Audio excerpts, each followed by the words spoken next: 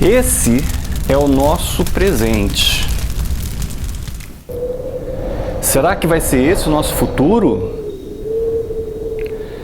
Bom, se a gente fosse basear nos filmes de ficção científica, parece que sim, porque eles são todos distópicos.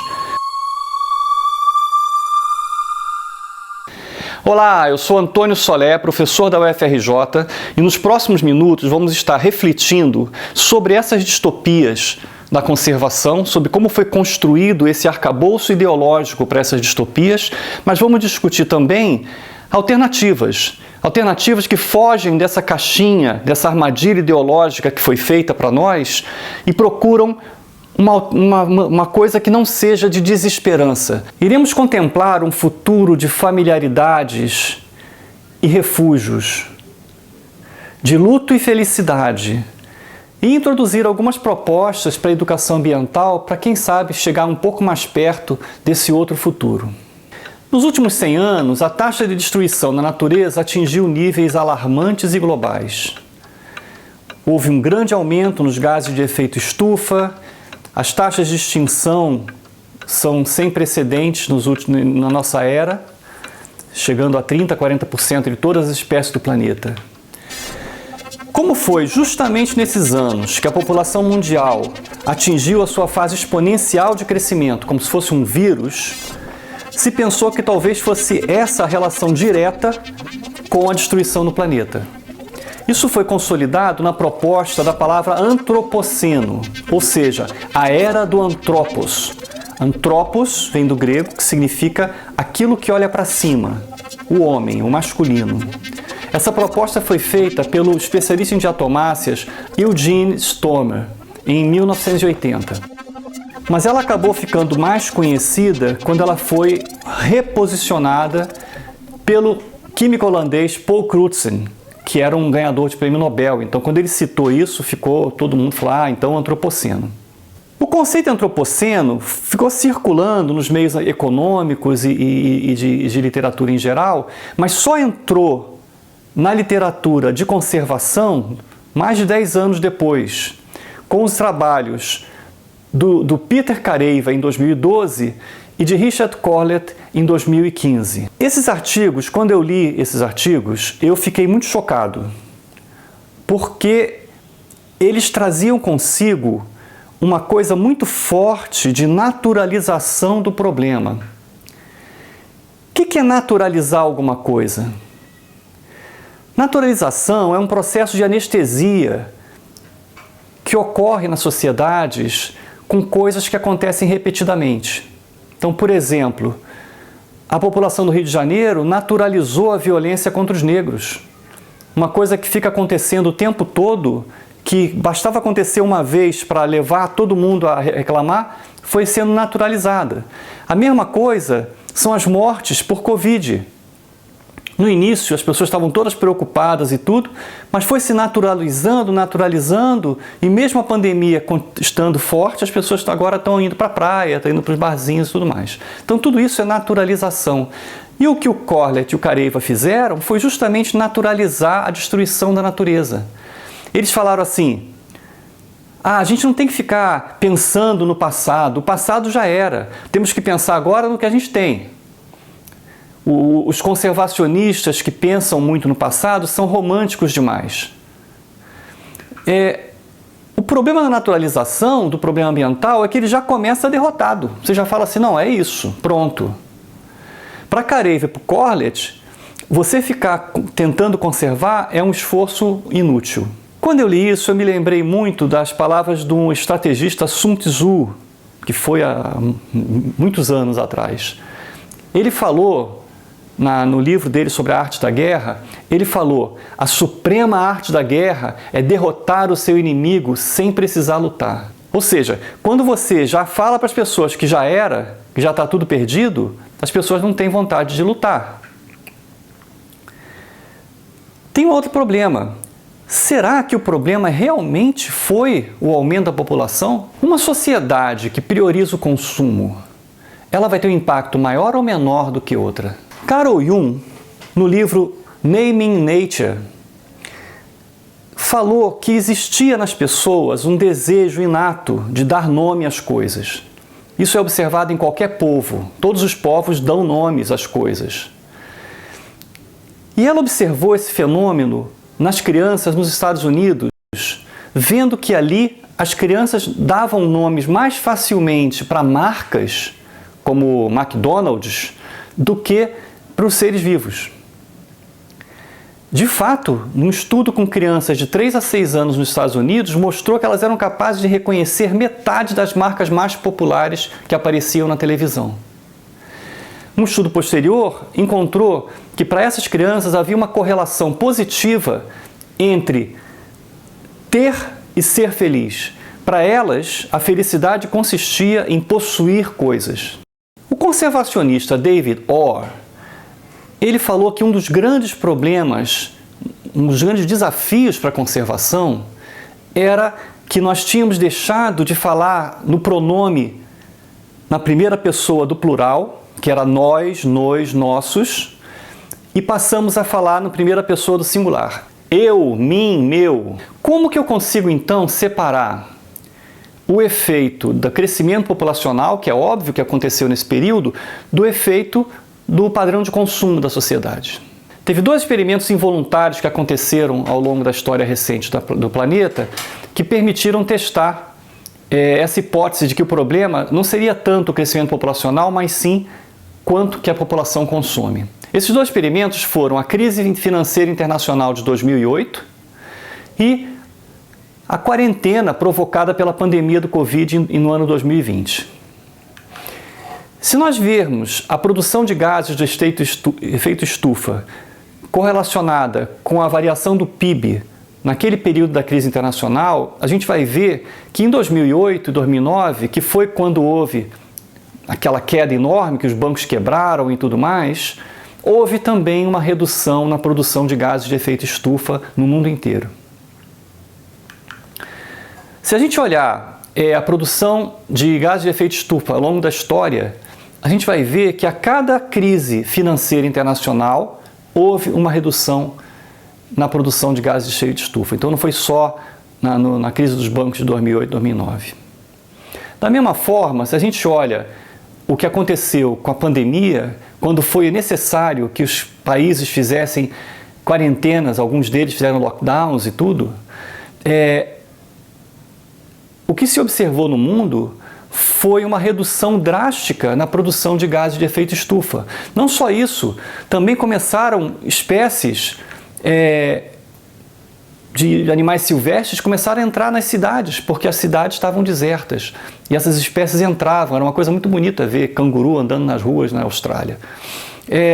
Então não foi surpresa. Nos lugares que fizeram mais quarentena, houve a redução maior, como pode ser visto por essas imagens. No Brasil também, se a gente comparar o padrão de produção de gases de efeito estufa em março de 2020 com março de 2019, a gente vê que no Rio de Janeiro e São Paulo houve uma grande redução na produção desses gases. Só que, curiosamente, no Brasil, apesar dessas quarentenas, a produção de gases de efeito estufa aumentou no período. Mas não aumentou porque a produção aumentou nas cidades, aumentou porque aumentaram enormemente as queimadas. Parece que se aproveitou que a imprensa estava toda focada na questão da pandemia para passar a boiada, como disse um ministro nosso. Passou-se a boiada e aumentou-se as queimadas no Pantanal e na Amazônia, de modo que o Brasil, talvez, ao fim dessa pandemia, seja o único país do mundo em que a produção de gases de efeito estufa aumentou durante a pandemia. A hipótese de que o que afeta mais a natureza não é tanto a população, claro que a população também afeta, mas não seria a população só, seria especialmente o padrão de consumo dessa população, ficou conhecida como capitaloceno, fazendo uma oposição ou um contraponto à ideia de antropoceno. O capitaloceno foi uma palavra criada por Jason Moore em 2016. Se vocês quiserem saber mais sobre o processo de criação e os testes que foram feitos para poder comprovar que foi o capitaloceno e não o antropoceno essa era, leiam o livro do Ricardo Iglesias. É um livro muito legal chamado Capitaloceno. Ricardo Iglesias é um professor da UFRJ. De fato, todas as tentativas de conciliar qualquer tipo de controle dentro do capitalismo é fadado ao fracasso. Como disse o David Attenborough, qualquer pessoa que pensa em crescimento infinito num planeta finito, ou é louco ou é um economista. Bom, muitos de nós tivemos educação ambiental na escola. A educação ambiental faz parte dos currículos de cursos no mundo inteiro. E no que isso resultou? Podemos dizer que a educação ambiental foi bem sucedida? Que depois de 20 anos de educação ambiental, a sociedade de consumo está consumindo menos? A mensagem derrotista do antropoceno ou denunciadora do capitaloceno faz pouco para ajudar essa questão. Na verdade, ela tem servido para fazer com que as pessoas ficassem com uma sensação de já era, e aí elas se fecham nas suas pequenas bolhas individualistas de consumo. Como podemos ver na música do Paulinho Mosca, o que você faria se só te restasse um dia? Se o mundo fosse acabar, me diz o que você faria. Corria para um shopping center. Será que tudo acaba no capitaloceno?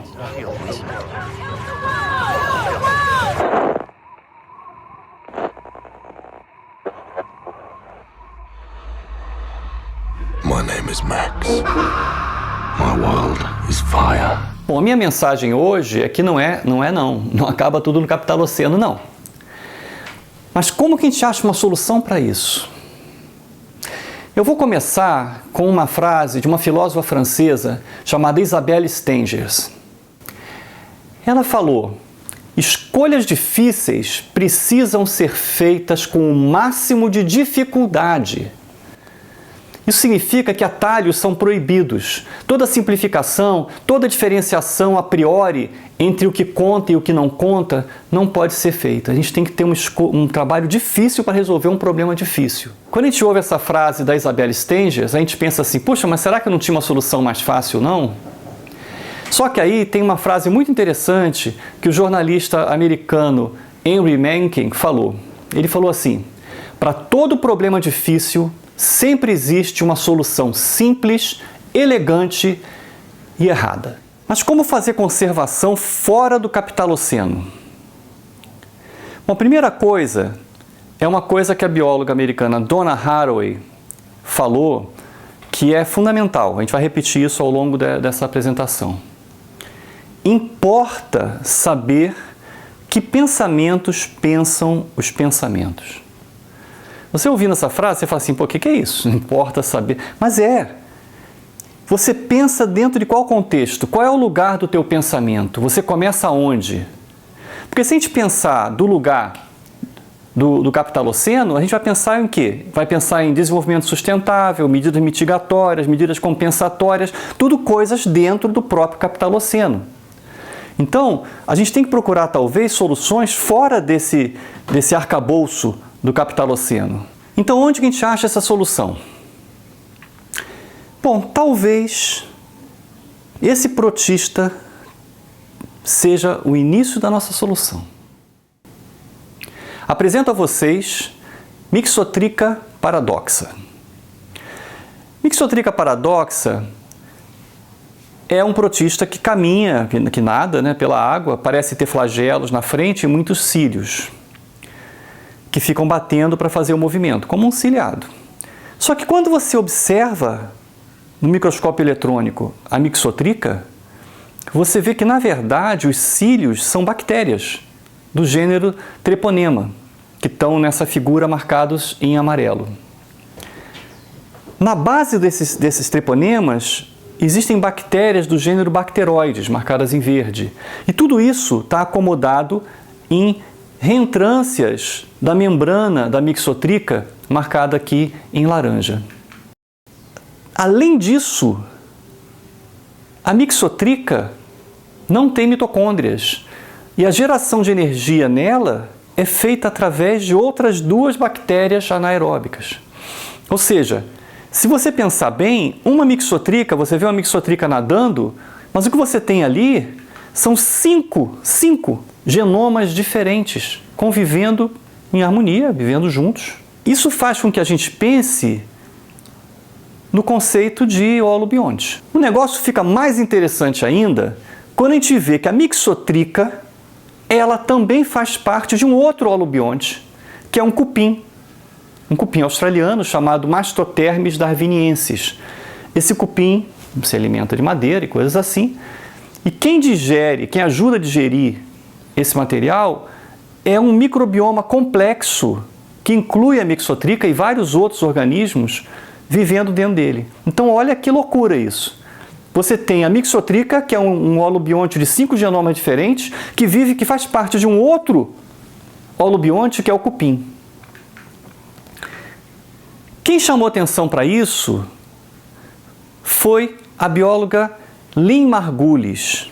Lynn Margulis foi uma bióloga revolucionária, ela fez trabalhos lindos, especialmente com bactérias, e ela criou a teoria simbiogênica das organelas das células. Pensando nessa ideia de que as coisas são holobiontes, a gente pode também olhar para nós mesmos. Nós temos uma ilusão de que somos indivíduos. Mas se você fizer um estudo de quantos organismos vivem dentro de uma pessoa, por exemplo, uma pessoa de 70 quilos de peso, uma pessoa de 70 quilos tem mais ou menos 6,8 vezes 10 a 13 células, ou seja, 68 trilhões de células. Só que, desses 68 trilhões, 38 são bactérias.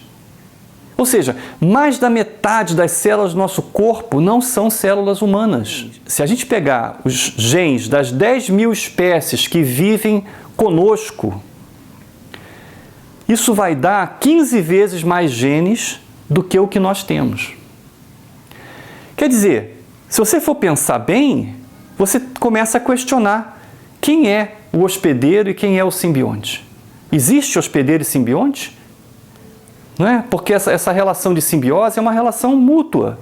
Por que sempre tem que achar que tem uma espécie que é o hospedeiro, então o coral é o hospedeiro, a zooxantelia é o simbionte? Por quê? Os dois são simbiontes. Essa descoberta, ela já foi comparada com a 4ª ferida narcisista do homem. Não sei se vocês já ouviram falar nisso, mas já se considerava que haviam 3 grandes feridas narcisistas no homem. A primeira foi quando Copérnico nos disse que nós não éramos o centro do universo. Copérnico mostrou que não era o Sol que girava em torno da Terra, mas que era a Terra que girava em torno do Sol. Primeira ferida. A segunda ferida foi Darwin. O Darwin nos mostrou que nós não éramos fruto de uma criação especial, que nós éramos animais como os outros animais, que nós éramos primatas, que nós tínhamos parentes próximos, nós tínhamos ancestrais não humanos.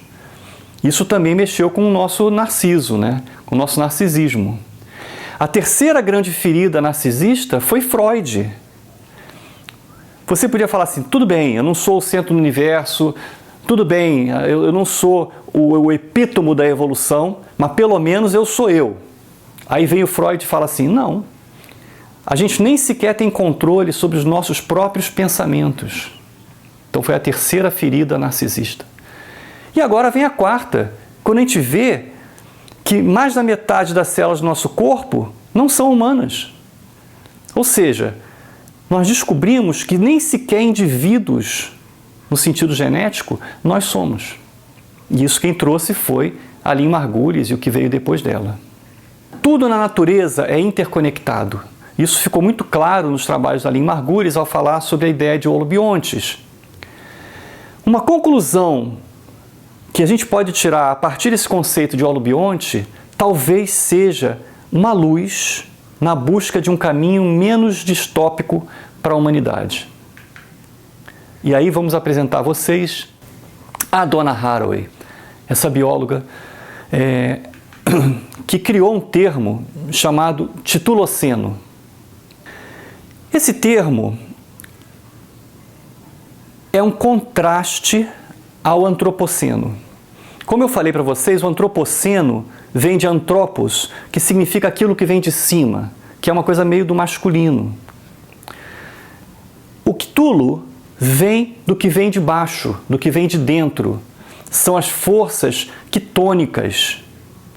Então ela faz uma comparação do Cthulhu com as gorgonas, com uma medusa, com os polvos, com as coisas tentaculares, com os tentáculos dos corais, tudo que é tentacular, porque o que é tentacular tem uma superfície maior de interação com as outras coisas. Ela publicou um livro chamado Staying with the Trouble, ou seja, ficando com o problema, entrando de cara no problema, aceitando o problema.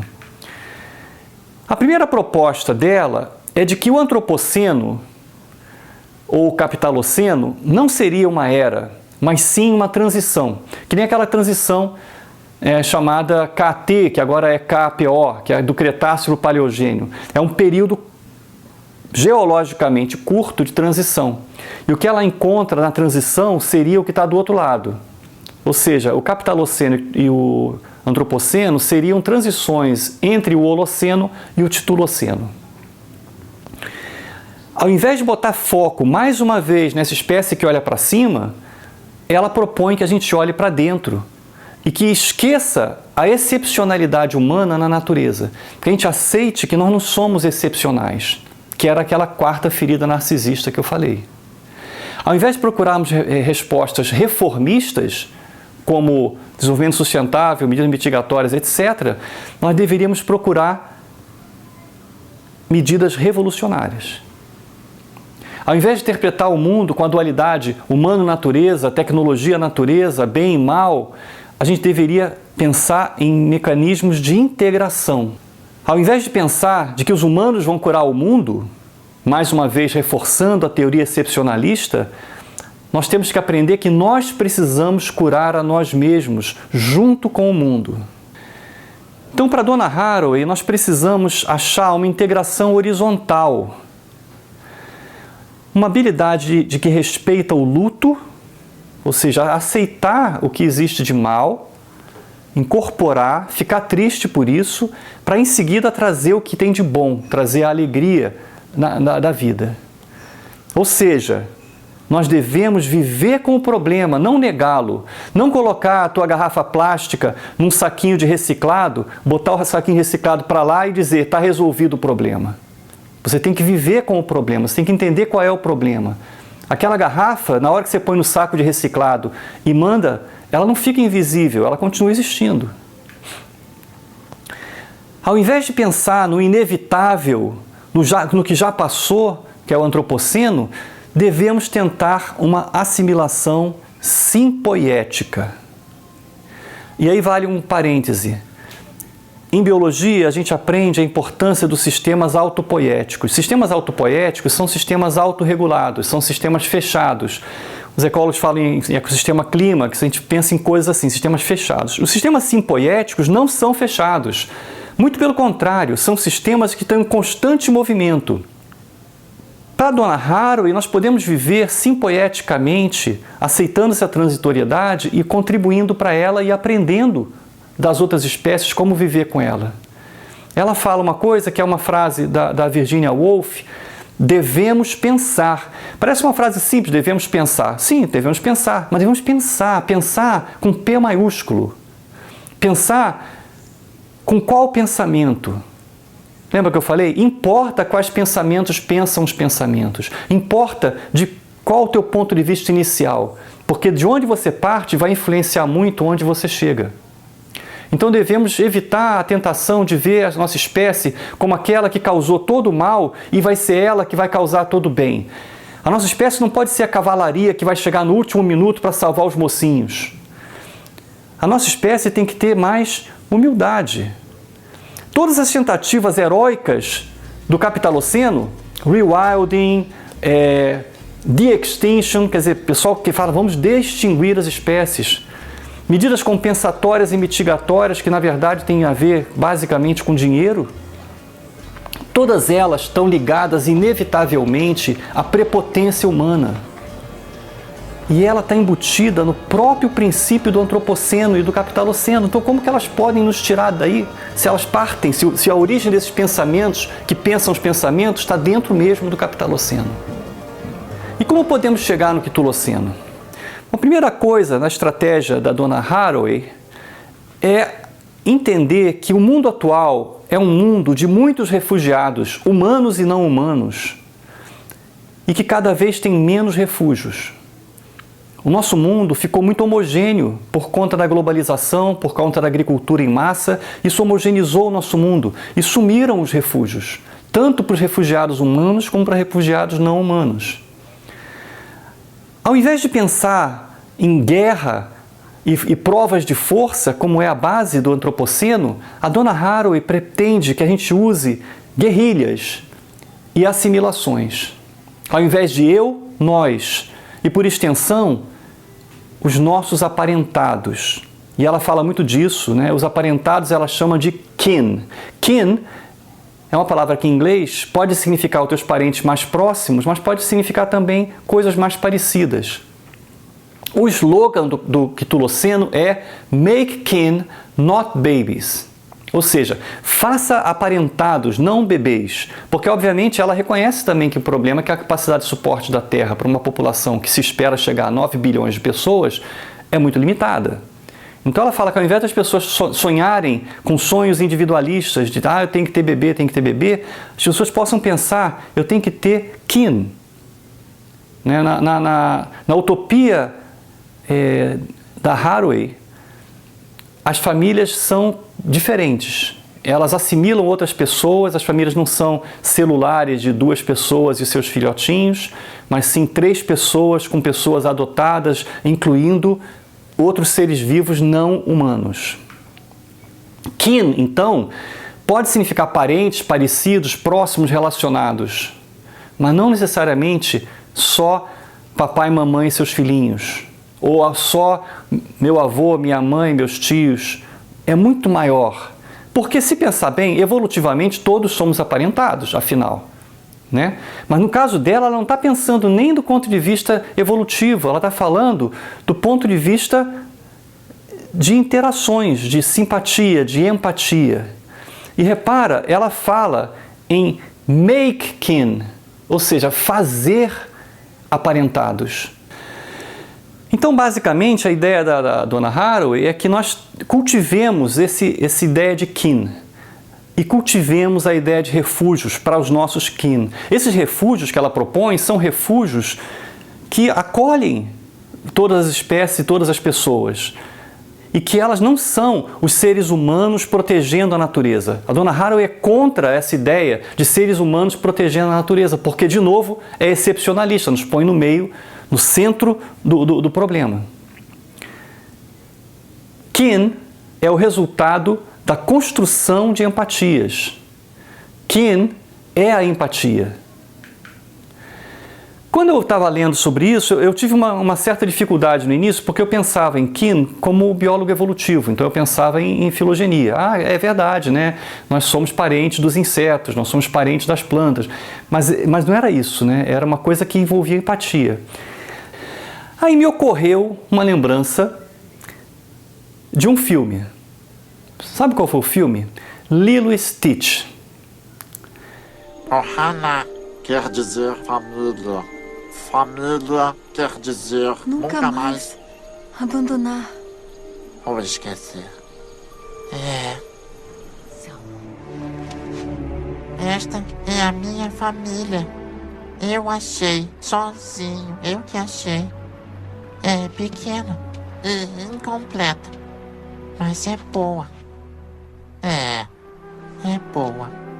Porque no Lilo e Stitch, não sei se vocês se lembram desse desenho, o Stitch, que é um ser alienígena, ele acaba virando kin para uma família lá do Havaí. Curiosamente, no Havaí, família tem uma palavra, que é Ohana. E Ohana, no Havaí, não significa apenas papai, mamãe, irmão, irmã. Ohana é uma família estendida, ou seja, é kin. Então, se quando o Stitch acaba ficando na Terra, numa família, com gente que nem sequer filogeneticamente é relacionado com ele, né? Porque ele é de outro planeta, então nem forma um grupo monofilético. Então, se é possível que o Stitch forme um kin com outro grupo, por que não a gente fazer isso com coisas que são filogeneticamente mais próximas da gente? Bom, uma maneira de chegar lá, no Ctuloceno, porque a gente precisa preparar isso já, é revolucionando a nossa educação ambiental. Se você pensar bem, a educação ambiental que começou há muitos anos atrás não resolveu o problema. Não é? A gente fica o tempo todo ensinando crianças como a natureza é bela, como a natureza é importante, como a natureza, a gente tem que cuidar da natureza, não sei o quê, esperando que os filhos vão educar os pais, né? O pessoal fala muito nisso, a gente educa os filhos a reciclar, a não sei o quê, eles vão educar os pais. Bom, onde nós chegamos com esses 20 ou 30 anos de educação ambiental? Melhorou o mundo? Talvez nós precisemos mudar o foco. Precisamos pensar o que está pensando. Precisamos pensar qual o novo foco, fora do capitaloceno. Porque para uma criança ser protetora da natureza, ela precisa estar fora da natureza. Porque a relação de proteção é uma relação de poder. Quem protege tem poder sobre protegido.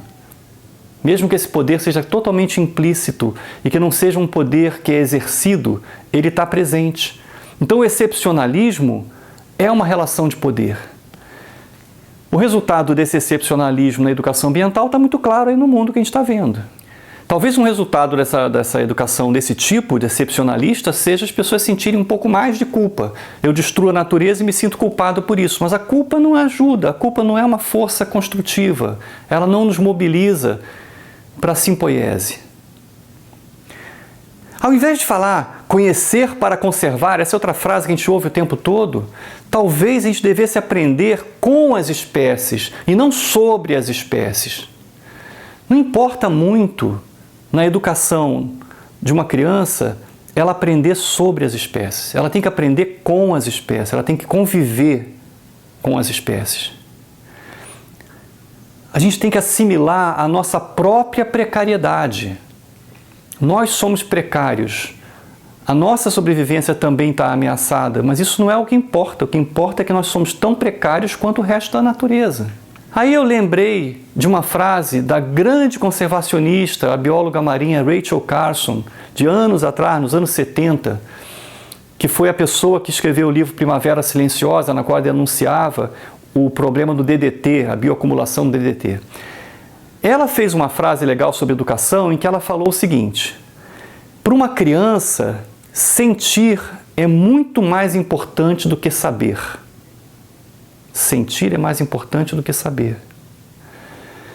Se fatos são as sementes que construirão o conhecimento, são as emoções e as impressões dos sentidos que vão servir de solo fértil para que cresçam essas sementes do conhecimento. Eu vou dar para vocês um exemplo prático, porque esse negócio do Ctuloceno, ele é muito complexo, ele é revolucionário. Eu falei, não tem solução simples. Eu levei muito tempo tentando entender. Eu apresentei uma palestra um tempo atrás sobre Ctuloceno e naquela palestra eu ainda não estava entendendo bastante. Agora eu entendo um pouquinho mais. Talvez se eu repetir essa palestra daqui a 2 anos eu vou entender muito mais ainda. Então eu achei uma coisa muito legal, que foi um trabalho feito por uma educadora no Canadá, chamada Sarah Black. Foi publicado ano passado. E era sobre uma experiência ctulocênica na educação de crianças em idade pré-escolar, crianças de 3 a 4 anos de idade. Ela fez esse experimento educacional num jardim de infância público em Ontário. Ela resolveu fazer esse experimento num cemitério. Por que um cemitério? Não foi por nada não, foi porque é o que estava mais perto da escola. Era um lugar que dava para ir andando. Elas saíam andando da creche, da pré-escola, e iam até o cemitério. Ela relata, nesse trabalho dela, 4 casos. Ela fez um monte de casos, gravou tudo, é um trabalho. Mas ela relata 4 com detalhe. Um é a interação dessas crianças com formigas, outro é com dentes de leão, com plantas, outro é com lama e outro é com cervos, porque nesse cemitério andam cervos às vezes por lá. Eu vou falar sobre o experimento dela com formigas. Ela conta que numa das viagens dela, uma das caminhadas dela com as crianças para o cemitério, as crianças pararam e começaram a olhar um negócio no chão. Aí quando ela foi olhar, ela viu que tinha um inseto se movendo de uma forma meio estranha. Quando ela foi olhar melhor, ela viu que o inseto que estava se movendo de uma forma meio estranha era um inseto morto, que estava sendo carregado por 3 formigas. E essas crianças estavam observando com muita curiosidade essa relação de transporte que as formigas estavam ensinando para elas. Depois que as crianças continuaram andando para o cemitério, começaram a brincar de carregar.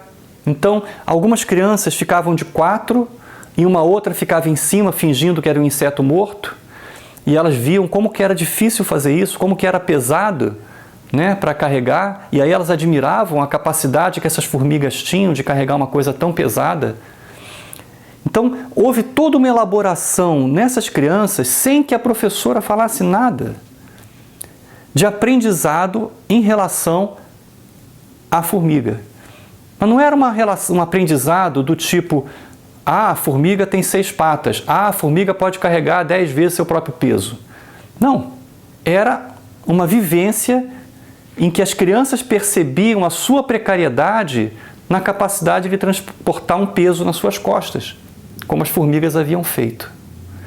Isso foi um foco de discussão enorme depois, no cemitério, sobre esse papel que as formigas tinham em carregar os insetos, o papel dessas formigas na limpeza do meio ambiente, né, como que elas limpavam carregando os cadáveres para consumo próprio, mas como que elas limpavam os caminhos, porque senão aí começou a ter, mas é verdade, se não tivesse essas formigas, o chão talvez estivesse cheio de outros insetos mortos. Então, uma pequena experiência sensorial, sem se colocar a criança aprendendo sobre o inseto pela professora, permitiu fazer kin, ver a formiga como um companheiro delas. Eu recomendo que vocês leiam esse trabalho. Eu coloquei aqui embaixo nos comentários, eu vou colocar o link para essa, é uma dissertação de mestrado. Então, o que significa viver plenamente no Tituloceno? Aí eu vou copiar uma frase de Fernando Silva e Silva, da PUC do Rio Grande do Sul, que ele publicou isso ano passado. Eu achei um trabalho muito lindo sobre o Tituloceno. Ele falou assim: sobreviver no e pelo Tituloceno tem a ver com cultivar afetos alegres, que criem conexões e aumentem nossa habilidade coletiva de agir e de responder aos desafios atuais. Ou seja, viver no Tituloceno é você estar dentro do problema. Para terminar, eu vou ler para vocês uma frase do David Orr. David Orr é um conservacionista americano que eu respeito muito, eu acho muito bonito o trabalho dele. E ele fez uma frase sobre educação também, que é a seguinte: existe um mito de que o objetivo da educação seja prover estudantes com meios para progredir e serem bem-sucedidos. Não é? Só que, no entanto, o planeta não precisa mais de gente bem-sucedida. Não precisa mais, o nosso planeta tem um problema de ter muita gente bem-sucedida. Os pais podem falar assim: puxa, mas eu quero que meu filho seja bem-sucedido. Não, você quer que teu filho seja feliz. Você não quer que ele seja bem-sucedido. O que nós precisamos, o que o nosso planeta precisa desesperadamente é de pessoas que promovam a paz e a cura. Nós precisamos de restauradores, contadores de histórias e amantes de todos os tipos e formas. Essa ideia de contadores de histórias também é fundamental, ele também faz parte de uma boa parte do livro sobre o Tituloceno da Donna Haraway. Toda a parte de contadores de histórias é muito forte também, porque é uma tradição de cultura oral que permite uma integração maior entre as pessoas naqueles refúgios. Então, o meu convite para vocês é, primeiro, reflitam que importa que pensamentos pensam os pensamentos. Não é dentro da lógica do capitaloceno e do antropoceno que nós vamos encontrar o melhor caminho para a preservação da natureza. Dentro do capitaloceno e do antropoceno, o que nós vamos encontrar são soluções capitalocênicas. Ah, você pode poluir desde que você pague crédito de carbono. Isso não é solução para a crise ambiental. Aos que são ou serão educadores, muitos de vocês talvez sejam educadores, eu proponho que procurem um ensino revolucionário para as crianças, especialmente as crianças mais jovens, fora das armadilhas fáceis do excepcionalismo, fora de tentar ensinar as crianças a cuidar da natureza. Não é para ensinar as crianças a cuidar da natureza, porque aí a criança está fora da natureza. É ensinar as crianças a viver com a natureza, a fazer kin, a fazer com que a natureza seja parente delas. Facilitem os contatos de parentesco estendido, não só com as crianças, mas entre vocês também. Na Austrália tem uma associação de estudantes de pós-graduação quitulocênica, que tem uma estrutura de kin entre os personagens, que tem uma ideia de abrigo, porque vocês sabem, pós-graduação é uma das profissões que traz mais problemas mentais, então as pessoas precisam de ajudas uma das outras, e essa associação na Austrália, façam uma busca, usa metodologias quitulocênicas para tentar manter a coesividade e a sanidade mental dos alunos de pós-graduação.